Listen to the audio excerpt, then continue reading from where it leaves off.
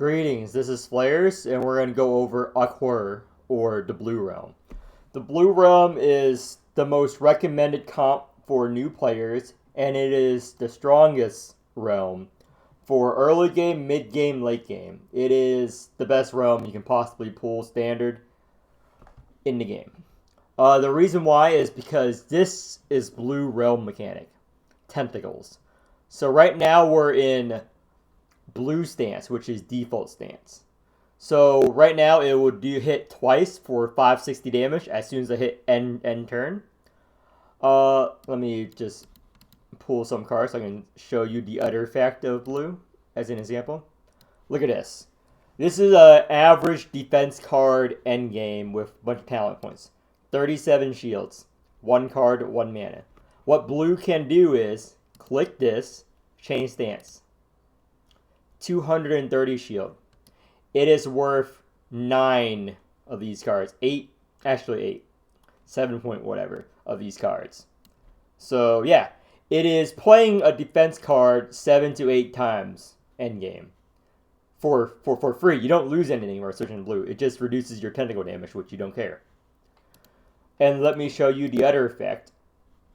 So on burst turn, the third option you can do as blue is turn it to red stance. So what red stance does is it increases the damage of tentacle, and it procs every time you do damage, and it affects multi-hit. So if I use a strike, a tentacle also hits at the same time. So on burst turns, you want to do that, and it procs off multi-hit attacks as well. And some cards, like this card, gets a 50% increase in tentacle damage. Play. So that's the reason why blue is so strong, or at least one of the reasons why. I'm going to go over the second reason why blue is so strong for new players. And I highly recommend every new player, regardless of what you want, to pull blue over any other realm. Even if you want to go Ultrash, you want to go Caro, you want to go Chaos, pull blue first. The reason why, as per my tier list, let me pull up my tier list right now. Bear with me.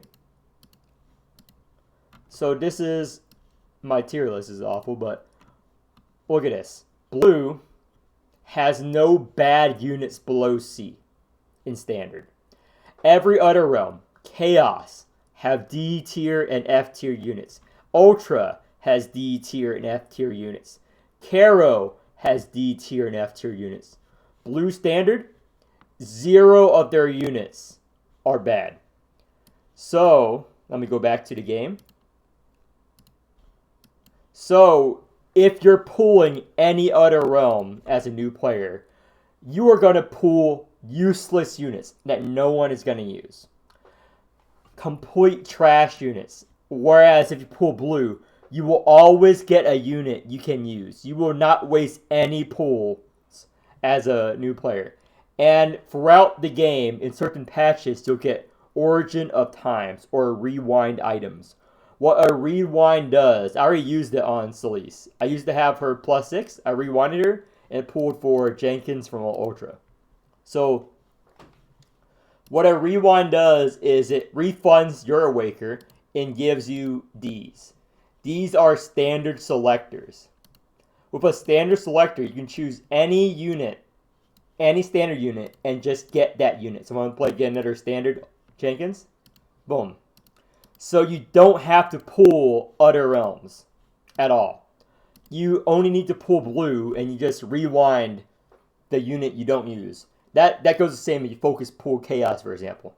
You pull that realm, you rewind, and you only pull that realm because the more, let's say, Ciss, if you don't like using Ciss, the more Ciss you pull, the more dupes she'll have, so you get more rewind value out of her to pull other realms. So I highly suggest focus pulling blue, because as I said before, you can use every unit in this realm on any team comp, because the realm mechanic is strong, and the unit is average to above average. So with that ado, let's go on into every blue unit, what enlightens you want to use them, and where they fall on the tier list, or on my tier list at least. So let's start with Caecus. As I say, he's my strongest blue because I invested in him, because he's the strongest standard blue and depending on who you ask, he's probably the strongest standard character in the game. He's up there with Winkle. So the reason why he's so strong, step 1, his base stats. These are his base stats. Now look at this. Tell me, what is his role? He has high health, high attack, high defense.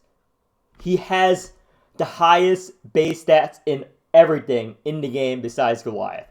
Now, typically a unit, whether they're attacker, defender, or utility, they either have low stats or high on one stat and low on the other stat. He has high in all 3 stats for no reason.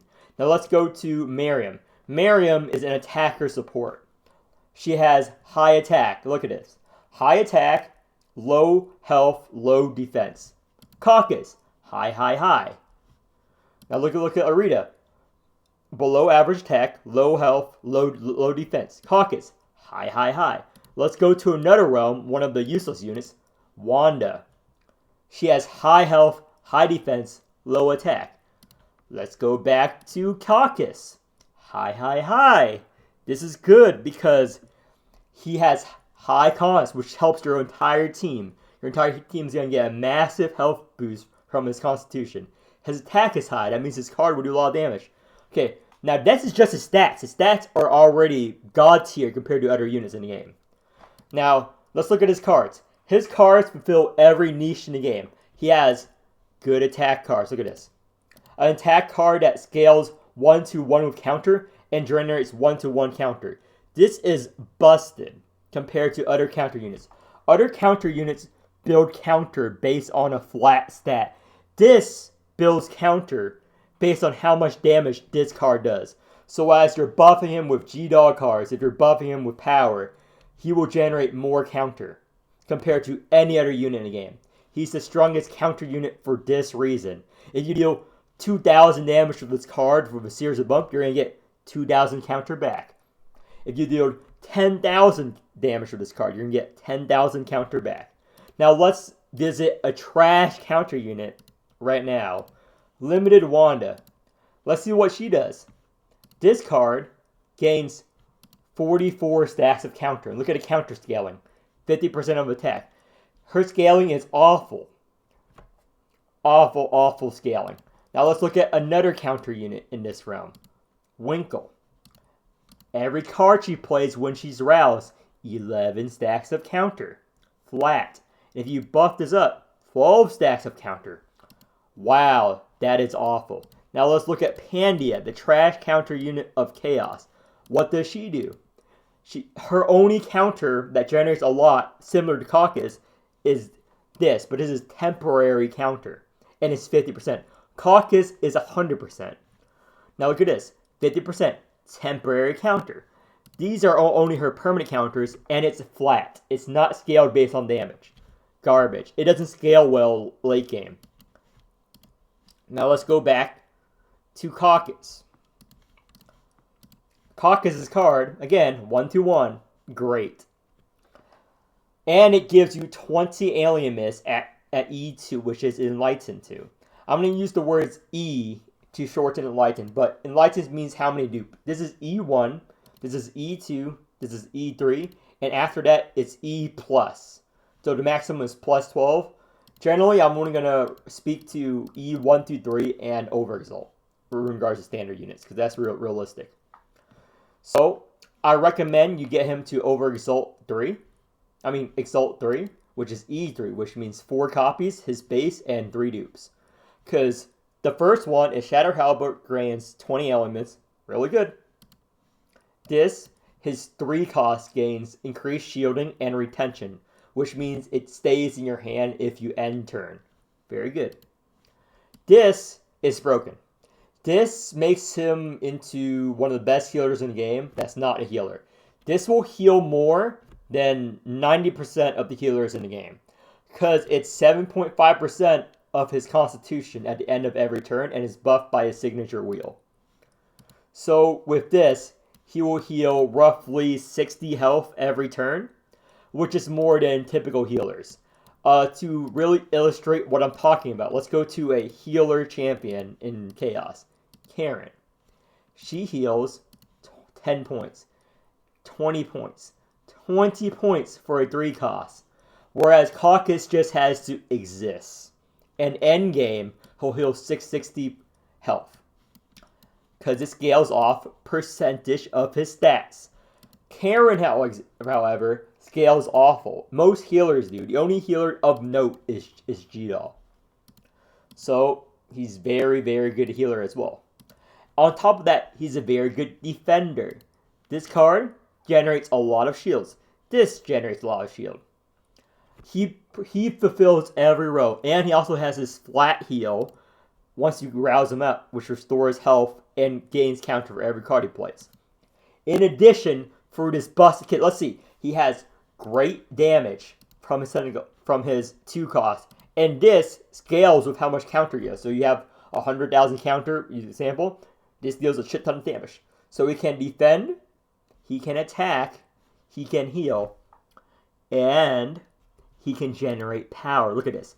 He gains 9 power. This is permanent power from playing this card. In addition, his base Exalt dispels weakness and inflicts vuln. I cannot stress how valuable this is.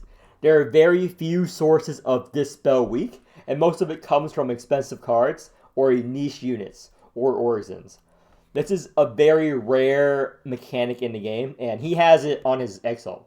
And in addition, he also applies vuln. He dispels your weakness and applies vuln in enemies. This is also rare on expensive cards. Now, let's see a unit that's purpose is to vuln. Let's go to Chaos, and let's go to G-Doll as an example. Her vuln is a 2 cost. Caecus's vuln is his Exalt, so it's free, and you're going to get it off him. So, his kit is overloaded. He's the best standard blue you can possibly pull. He dispels weak, has vuln, he heals, he increases your defense, he scales your counter, he does damage, he does everything. And he has high base stats. Now let's go to the next unit on this list, which is Goliath. Goliath is B tier, around B tier. He's a support character despite being damaged. Everyone uses him as support endgame. He also has high stats, not as high as Caecus. He has higher health and higher attack scaling, but lower defense scaling. The reason why he's used as a support is because of this card right here. His Skill 2 card, which steals enemy power boost. So endgame on some bosses endgame, they're gonna ramp up their power and deal massive damage. Say Headhunter boss in D-Titan events, say the phone mobs, they're gonna generate hundreds to thousands of power endgame. He can just steal it for a turn, and you have their power as your own. Because enemies endgame will scale power faster than you do, and you can steal all of it for a turn. And some enemies punish you with their mechanics if you do things wrong in a fight. If you're using Goliath, you can abuse this card. Let's say Headhunter boss. Whenever you play certain cards that marks in your hand, he'll gain massive power, and he's going to have like 5,000 power, super late end game, and you're going to, he's going to one-shot me that turn. You play into his mechanic, you fail that mechanic over and over on purpose, and you take this card, you steal 5,000 power, and then you kill the boss with his own power. So this is why this card is very strong, and why he's used as a support character on some stages, on some bosses. This card is very rarely used. Everyone just sells or removes this card. The reason why it's rarely used is because the effect is good. If the enemy is below 25%, it refunds the cost. It's basically a free card. But getting the enemy to 25% is the hard part endgame, because you're going to have a lot of health. And it doesn't generate alien mist, unlike other champions card. Like, Caecus's 2 skill, I'm going to go back to him, generates 20 alien mist, which is more than his attack and defense. And you want him to exalt often. Goliath to exalt frequently. So you generally sell this card as you're going to play as strike or defense most of the time. And you're going to also use this At times he gains power and tentacle damage, which is a really good ability. So the reason why he's so good at support is this and his Exalt. His Exalt is great on burst turns with champions like 24. I'm going to use the word champions in every video because that's what I'm used to. Because of League of Legends brain. But when you Exalt, you have two options, Usurp or Dormancy. The first option that appears, it's wrong in this list, is Dormancy, which is it increases the base damage of his Exalt every time used in battle by 25%. It scales infinitely. And he gains 25 points of alien damage, which means he's Exalt sooner. This is a good choice on some bosses, long bosses, if you're not using 24. But right now, the meta is to use Usurp, which it gains a shit ton of temporary power. You don't actually play his cards. You use this to buff your team. His second option, Usurp. You use this combined with 24 and 24 Chaos. Scales hard with power and tentacle. And he will generate a lot of power that way. So this is the situations where you should use Goliath. And I'm going to go over wheels and covenants for him. Generally, he's going to hold your Costco wheels in my guide. Just go to the Costco section. And you play his strike and defense to charge yourself. But yeah, he's a supportive character. You use him for his Exalt and this. That's all you use him for. But he's very good at those things. Let's go over Aurita. I went over it on the longer video, but I'm just going to recap it. Aurita is one of the 3 welfare units, and depending on who she asks, she's the strongest or second strongest welfare unit. So every month you can get copies of her. On my tier list, she's C for average, because most players, she's going to be D tier if you're starting out. So every month, you can buy a dupe for her. So at the very start of the game, you'll have her E0, which is not playable. Let's see where she's at. She's here. Yeah, here. So every month, you spend 8,000 pearls to buy a single dupe. So every month, she's going to get stronger and stronger if you buy the dupe. But it takes 1.5 years to max her out. After 1.5 years of playing the game, she will be one of the strongest Awakeners in your comp. But for the first 3 months, she's going to be completely useless because her Enlightens have a lot of power, and there's no other way to get her besides the monthly dupe. So after a 1.5 years playing the game, she's going to be A tier. Because her cards are good, her mechanics are good. She does a lot of damage eventually. But I suggest heavily investing in her.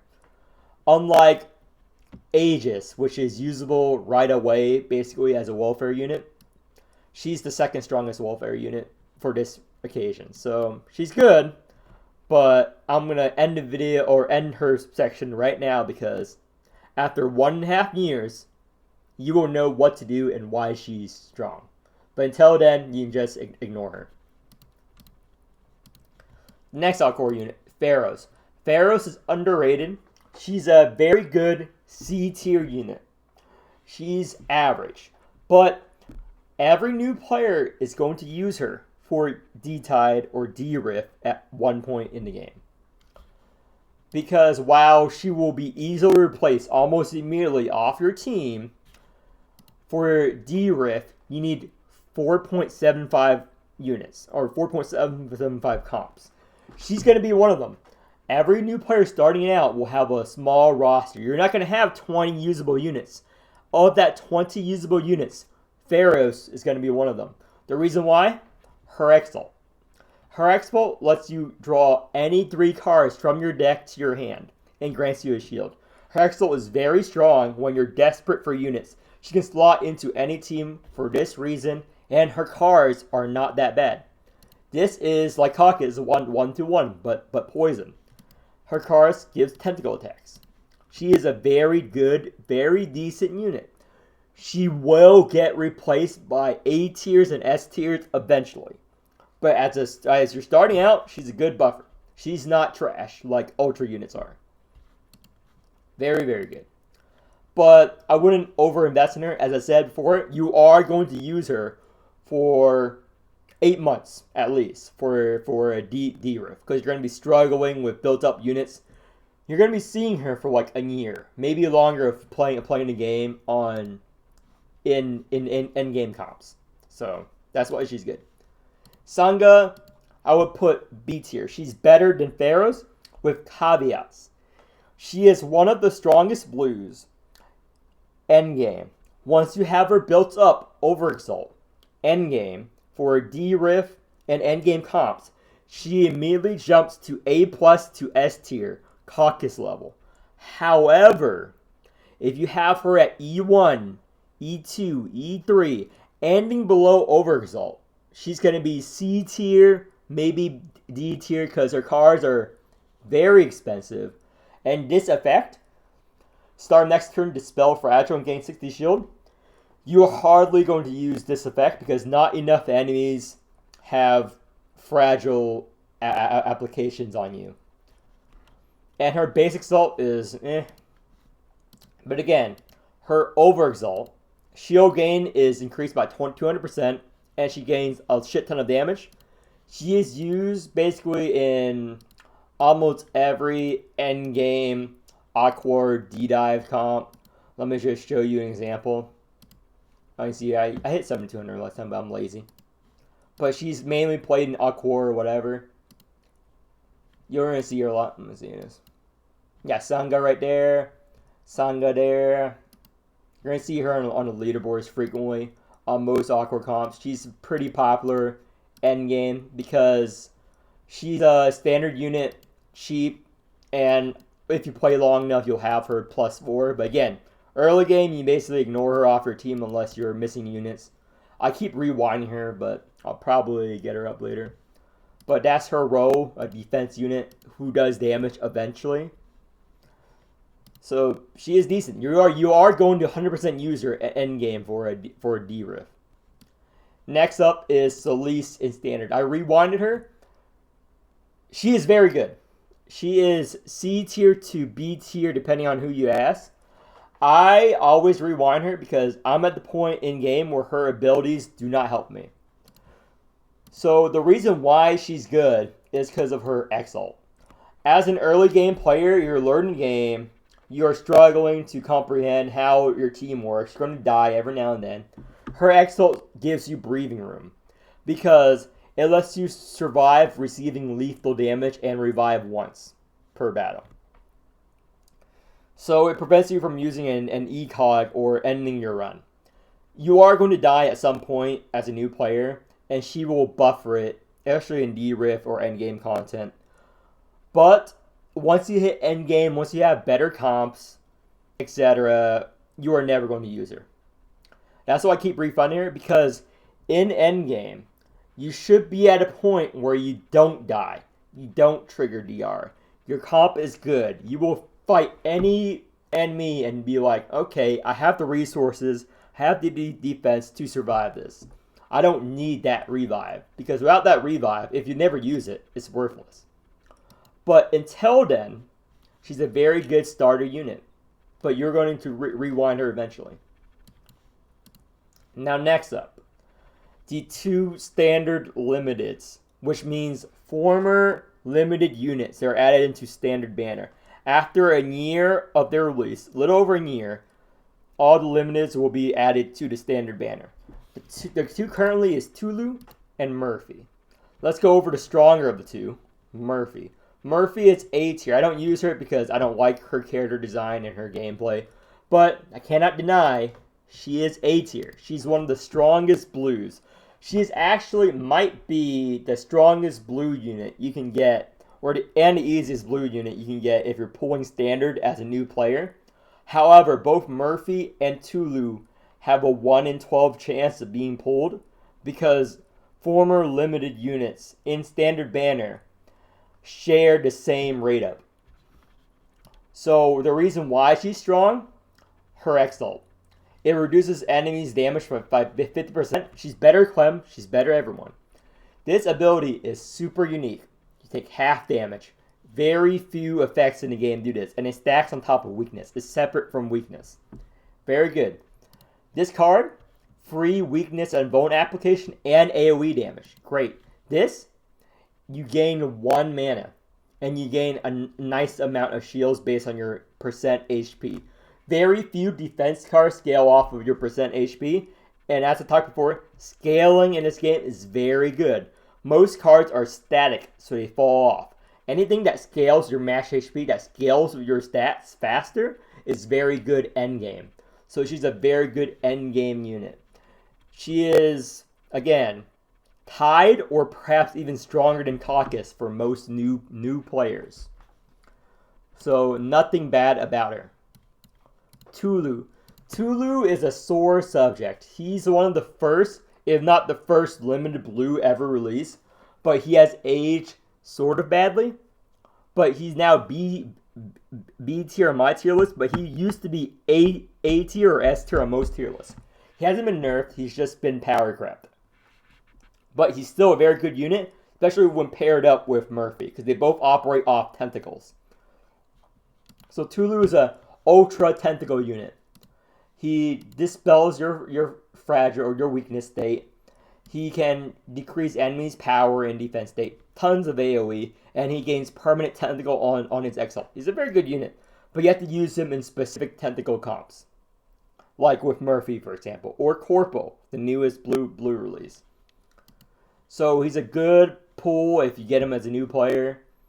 But again, mixed reaction. NA community, meaning me and people you meet in English chat, minus one person, Monchi, because he's Chinese, will argue he is A or B tier. Everyone will say he's great because he is very great, very usable. However, on every Chinese tier list, he's D tier or below her.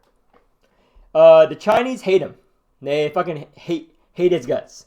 He's ranked very low in every Chinese tier list. The reason why, they value power. He is not a very powerful unit nowadays. He is a supportive character that doesn't do anything on his own. That's why if you mention Tulu in Chinese chat, they will spam the wheelchair emoji.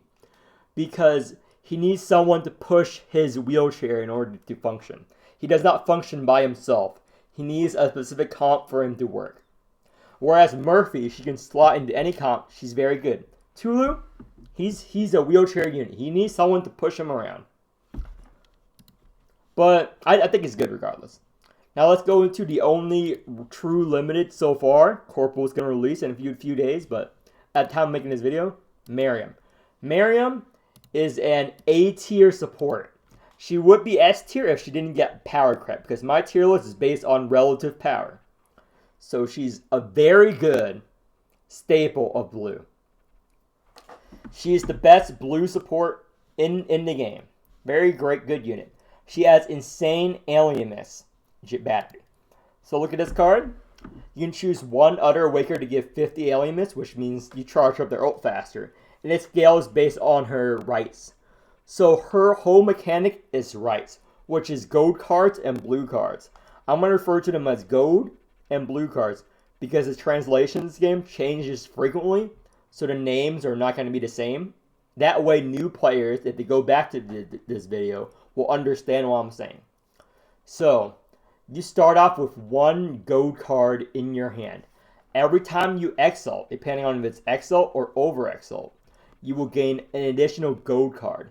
The gold and blue cards do not go away unless you use them. So, depending on how many gold cards you have in hand, you activate her card bonuses. So, let's go to our 3 cards. If you have one gold card in hand, this card will generate an additional 13 points of alienness for your other Awaker. If you have 2 cards, it generates 33. If you have 3, 65. So eventually you're going to have 3 or more gold cards in hand. Once you play this card, it will use up all of them, up to 3, and transform them into blue cards. The turn after, it will auto-convert blue cards into gold cards at the cost of reducing your draw by 1 each transformation. So that's her entire mechanic. Also, you can play her gold cards to heal up a percentage of your missing HP, very strong. Or you can use the transform blue cards to grant her alienness if you have too much. So, her effects are good. her rouse is very unique in-game as you play it 3 times. So let's go over this. Every rouse will increase your tentacles by 1. Very strong. So the first rouse play, you will, after every rouse you play, you choose the effect. First play, you can choose whether to, I think it's second play actually. You can choose whether to increase tentacle damage every turn or grant a shield every turn. It's recommended to choose tentacle damage and power every turn. And the last thing, it will generate a random card in your hand every turn at the 3rd play of her card, which is ultimate form.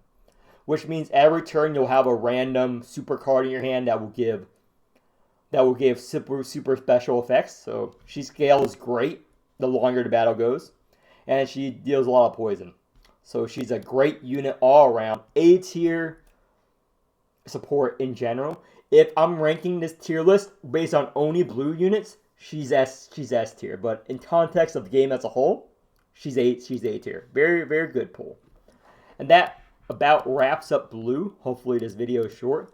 But let's go over blue wheels. Since people are asking about covenants and wheels. So the blue wheels you want, generally, is for Caecus. You want to use Steppenwolf. Steppenwolf is always good on Everchampier. Dreams, Scarlet, and Furter. These 4 symbols are the 4 covenants you generally use most of the time. And for wheels, Caecus wants his signature wheel and the BP wheel eventually endgame. Until then, you use his signature wheel with Fox. Goliath will use his wheel and whatever. And everyone else, you just make them wield Costco, generally. Costco is, I show it on my guide list, but this wheel, and Volcano. So that wraps up blue.